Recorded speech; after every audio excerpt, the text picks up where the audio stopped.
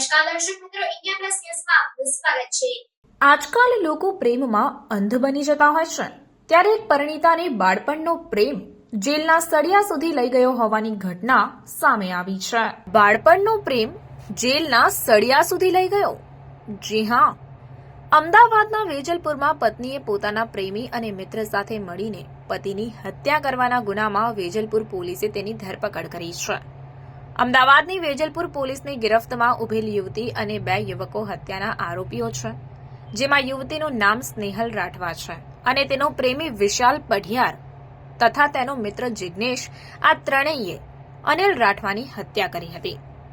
સ્નેહલ રાઠવા મૃતક અનિલ રાઠવાની પત્ની છે અને વિશાલ પઢિયાર સ્નેહલનો બાળપણનો પ્રેમી છે અને જિગ્નેશ પ્રેમી આરોપી વિશાલ પઢિયારનો મિત્ર હોવાનું વેજલપુર પોલીસની તપાસમાં સામે આવ્યું છે।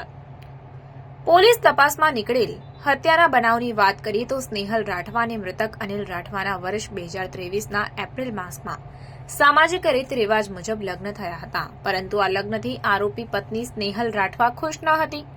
આ વાત તેના બાળપણના પ્રેમી વિશાલ પઢિયારને કરી અને વારંવાર દબાણ કરી રહી હતી કે આ લગ્નથી તે ખુશ નથી, જેથી તેનો આ લગ્ન જીવનમાંથી છુટકારો કરાવે। ત્યારે છુટકારો કરવા માટેથી બંને છેલ્લા 1 માસથી હત્યા કરવાનું કારસો ઘડી રહ્યા હતા, જેમાં પહેલા જમવામાં કોઈ દવા નાખીને હત્યા કરવાનું નક્કી કર્યું હતું અને ત્યારબાદ વિશાલ પઢિયાર અને સ્નેહલ રાઠવાએ નક્કી કર્યું હતું કે ગળું દબાવીને હત્યા કરીશું, જેના માટેથી સ્નેહલ રાઠવાએ તેના પ્રેમી વિશાલ પઢિયારને વડોદરાથી હત્યા કરવા માટે અમદાવાદ ખાસ બોલાવ્યો।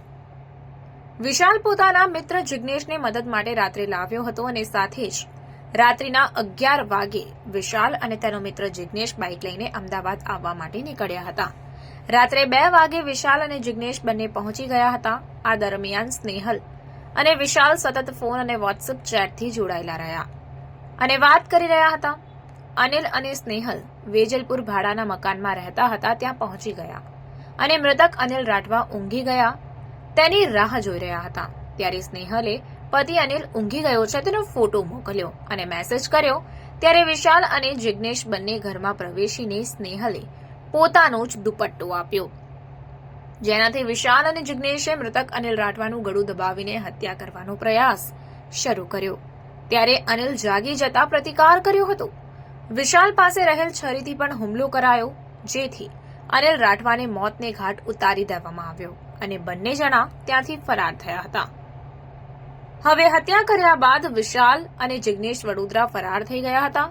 ત્યારબાદ અનિલની પત્ની સ્નેહલે પોલીસ કંટ્રોલ રૂમને જાણ કરી કે તેના ઘરમાં કોઈ 2 અજાણ્યા લોકો પ્રવેશીને લૂંટના ઈરાદે તેને અને તેના પતિને કોઈ મારીને ફરાર થયા છે।